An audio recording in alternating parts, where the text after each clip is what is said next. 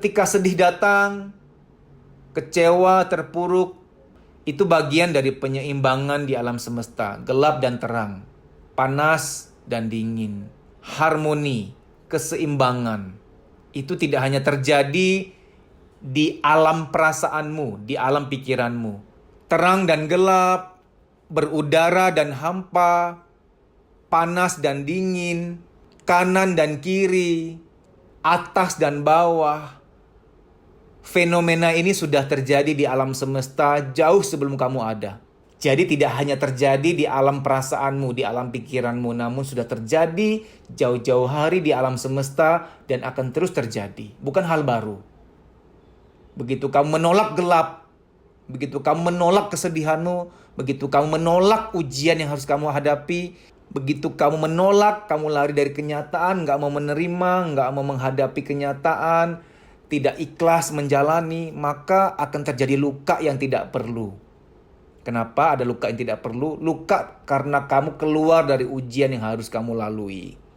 Kita terluka karena kita berusaha keluar dari rel, dari ujian yang harus kita lalui.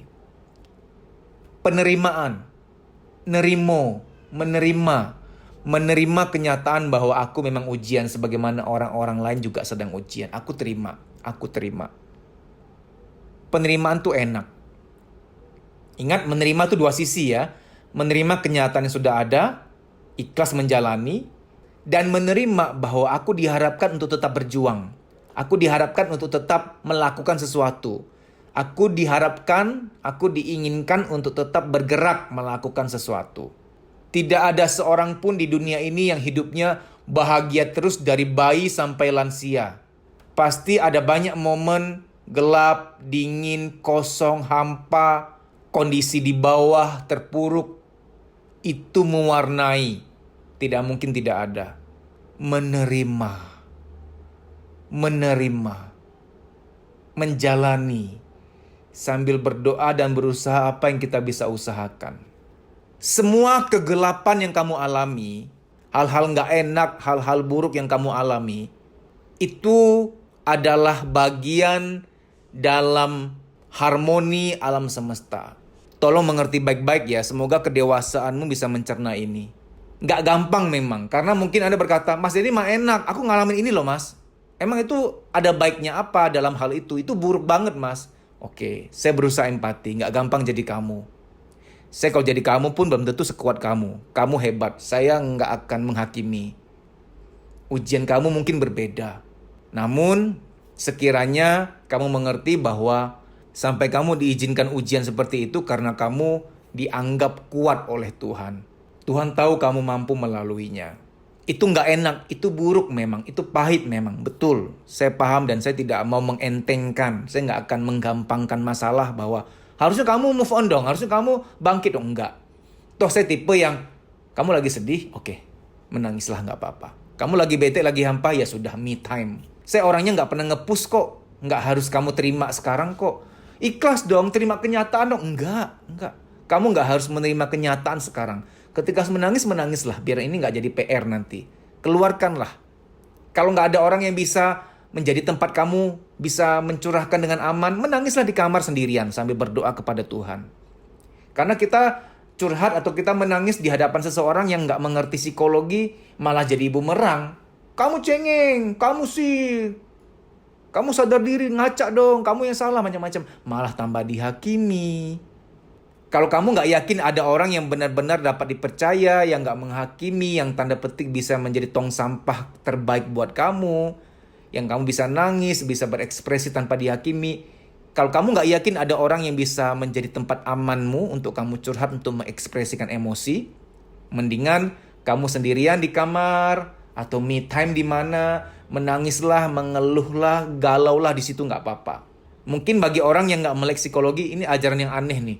Masa Mas Dedi ngajarin orang galau? Galau gak perlu diajarin kawan. Galau, sedih, bete, hampa, takut, cemas, kecewa, itu semua bawaan pabrik kita. Siapa manusia yang lahir tanpa fitur-fitur itu? Nggak ada. Pasti ada. Saya nggak mendukung Anda galau seterusnya. Saya nggak mendukung Anda untuk galau, untuk sedih berkelanjutan. Enggak. Malah ya, kalau kamu nggak memberi ruang untuk kesedihan yang sekarang ini, untuk kekecewaan yang sekarang ini, kamu nggak kasih ruang, kamu tahan-tahan, kamu pura-pura bahagia, malah akan berkepanjangan, panjang urusannya tuh.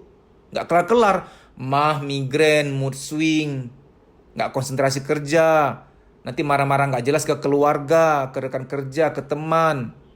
Panjang urusannya. Saya kalau sedih, sedih aja. Saya kalau galau, galau aja. Saya menerima, saya menghargai itu. Saya menghargai hak-hak batiniah saya untuk mengeluarkan itu biar nggak jadi PR. Orang yang sekarang toksik banget ya di lingkungannya atau di keluarganya, itu udah pasti ada kristalisasi, endapan-endapan, akumulasi yang sudah padat banget. Udah padat banget. Kesedihan, kekecewaan terpendam dari masa lalu, PR-nya udah banyak banget tuh.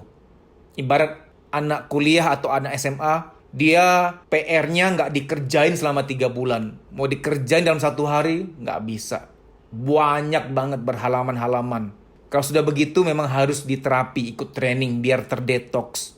Nah, kita nggak mau jadi orang toksik berikutnya di masa depan terhadap keluarga, terhadap teman kerja, terhadap orang lain. Kita punya tanggung jawab sosial, tanggung jawab spiritual untuk tetap menjadi insan yang cukup sehat untuk melayani, membahagiakan keluarga, rekan kerja, lingkungan sosial kita. Baik demikian, semoga ada kelapangan di hati kita melalui ikhlas kita. Karena nggak ada sabar kita yang sia-sia. Semua kesedihan kita itu, kekecewaan kita itu akan digantikan dengan kebahagiaan yang jauh lebih besar. Dimudahkanlah bahagiamu di tengah-tengah ketidakbahagiaan dunia ini. Semoga dimudahkan kebahagiaanmu. Kamu mampu menikmati nikmat yang kecil-kecil yang selama ini kamu tidak anggap. Kamu mampu peka, sensitif, menikmati, bahagia atas nikmat-nikmat yang kamu tidak hargai selama ini.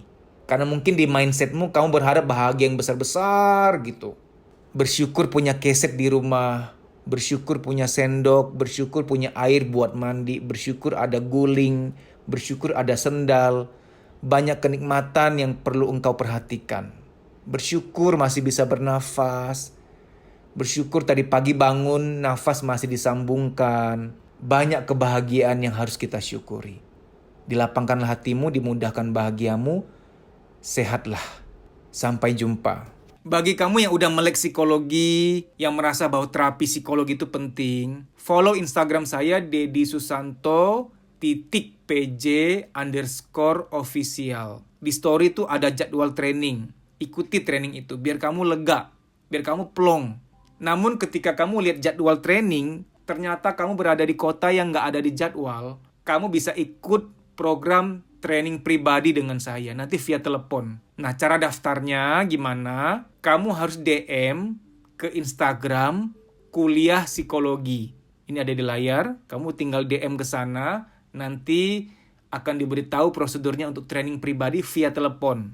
Kamu di terapi sekarang, kamulah yang merasakan manfaatnya, lebih lega, kerja, kuliah juga lebih enak, badan lebih sehat, tidur lebih nyenyak, kreativitas muncul, produktif lagi. Manfaatnya berkali-kali lipat. Sampai jumpa, dimudahkanlah bahagiamu, dilancarkan urusanmu. Amin. Terima kasih.